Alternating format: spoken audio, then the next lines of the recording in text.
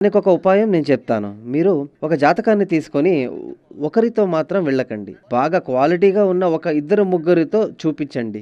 ఒకరినే మూర్ఖంగా నమ్మకండి. ఈ ముగ్గురు ఒకే విషయాన్ని చెప్తున్నారంటే అది 100% నిజమని అర్థం. 4+3 ఏడేగా. ఎవరు కలిపిన ఏడేగా. వేరే రాదు కదా! అదే విధంగా జ్యోతిష్యం అనేది కూడా ఒక లెక్కల్లాంటిదే.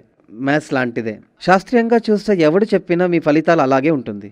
అలా అయితే మనకి వచ్చినవంటి యోగాలు మంచిదే. అది ఉండాలి.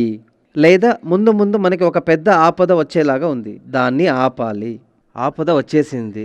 దాని నుంచి త్వరగా బయటికి రావాలి. ఇలా మీరు ఆలోచిస్తుంటే దానికి మంచి ఒక ఆచార్యులను చూసి ఒక అడ్వైస్ అడగాలి.